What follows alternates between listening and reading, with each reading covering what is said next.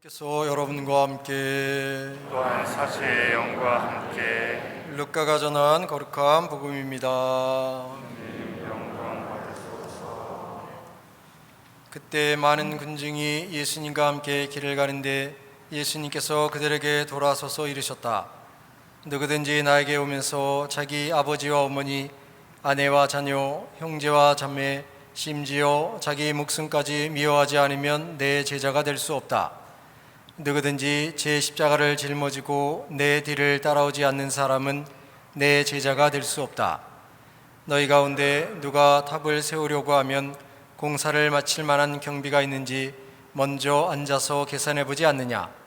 그러지 않으면 기초만 놓은 채 마치지 못하여 보는 이마다 그를 비우기 시작하며 저 사람은 세우는 일을 시작만 해놓고 마치지는 못하는군 할 것이다. 또 어떤 임금이 다른 임금과 싸우러 가려면 2만 명을 거느리고 자기에게 오는 그를 10,000명으로 맞설 수 있는지 먼저 앉아서 헤아려 보지 않겠느냐. 맞설 수 없겠으면 그 임금이 아직 멀리 있을 때에 사신을 보내어 평화협정을 정할 것이다. 이와 같이 너희 가운데서 누구든지 자기 소유를 다 버리지 않는 사람은 내 제자가 될 수 없다. 주님의 말씀입니다. 그리스도님 찬미합니다. 참 예수님, 날씨가 많이 바뀌었어요. 긴팔 입으신 분들이 꽤 많아요. 지금 성당 추우세요? 적절해요? 성당이 좋은 본당이라서 그래요. 다른 본당 이거 못 맞추는데 우리 제대에는 이거 적절하게 기온을 잘 맞춰서 다행이라고 생각이 듭니다. 며칠 전에 한 가족을 만났는데 아들하고 딸들하고 꽤 많이 왔더라고요. 그래서 와, 저는 독신으로 살아서 외로운데 자매님네 행복하시겠어요? 이렇게 물어보니까 무자시 상팔자죠. 뭐가 행복해요? 그러시더라고요. 여러분들도 그래요? 그러니까 반반이네, 반반. 물론 이제 뭐 속담에 가지 많은 나무에 바람 잘라 없다라는 말이 맞는 거죠. 근데 사실 뭐 이성적으로 생각을 해봐도 아무래도 가족이 많으면 많은 만큼 또 어려운 일도 있고 또 좋은 일도 많이 있는 거죠. 그런데 우리가 좋은 일은 잘 보지 않고 어려운 일, 힘든 일만 이렇게 바라보니까 가족이 많으면 많을수록 부담스럽다, 뭐 이런 생각을 하게 되는 건 아닌가 생각을 하면서, 그래서 우리가 신앙인으로서 세상을 바라보는 시각도 그런 거겠죠.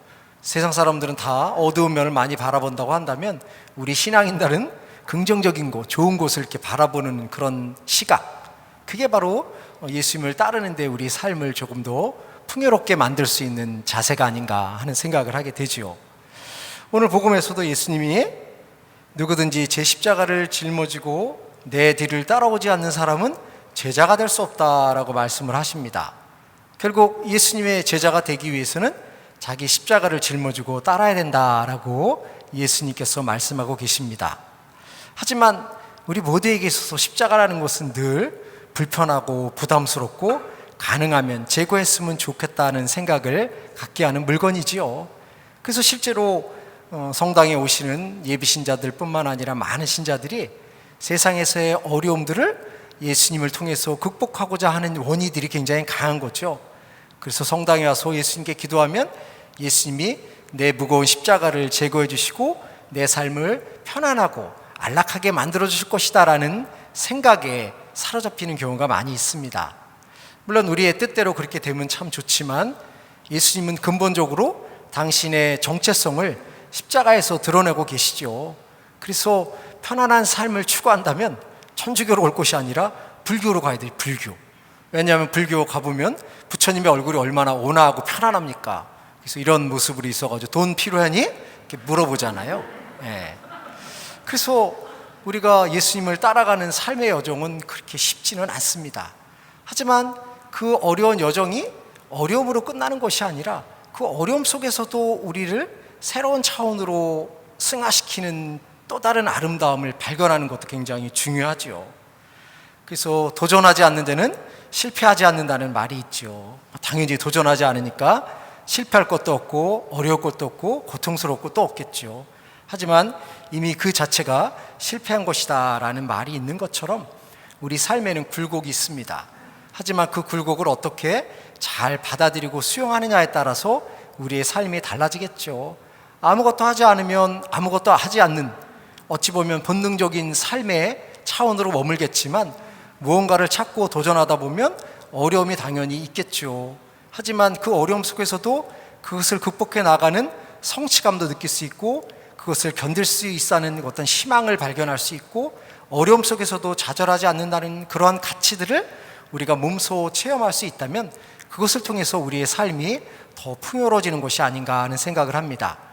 우리가 나약하기 때문에 그 나약함을 또 예수님을 통해서 극복하기 위해서 예수님께 열심히 기도하고 예수님께 의탁함으로 인해서 우리의 나약함은 예수님과의 더 깊은 친교로 우리를 인도할 수 있고 그 나약함을 통해서 예수님이 나에게 얼마나 중요한 존재인가 하는 것을 다시 깨달을 수 있다는 차원에서 우리의 십자가는 그저 무거움만을 제공하는 것이 아니라 그 무거움을 통해서 새로운 신비를 발견할 수 있게 되는 것이죠. 그래서 세상을 살아가면서 가끔은 쓴맛도 가끔은 단맛도 느끼게 되는 것은 우리의 삶이 너무 평화롭고 몸이 건조하면 가끔은 하나님께서 쓴맛을 통해서 우리가 정체되지 않고 성장할 수 있도록 인도해 주시고 또 쓴맛만 계속 있으면 너무 힘드니까 때로는 단맛을 통해서 우리에게 희망을 주시기 때문에 우리와 하느님과의 관계는 그러한 것을 통해서 더 유대감가가 깊어지고 친교가 더 이루어지는 것이 아닌가 하는 생각을 합니다. 그래서 새롭게 한 주간 시작하면서 예수님이 우리에게 주시는 십자가는 무겁지만 그 십자가 속에 숨겨진 의미를 잘 받아들이고 파악할 수 있는 시간이 되었으면 좋겠습니다. 잠시 눈을 감고 우리가 어떻게 주님이 주시는 십자가를 가벼운 마음으로 짊어지고 걸어갈 수 있을까 생각해 보겠습니다.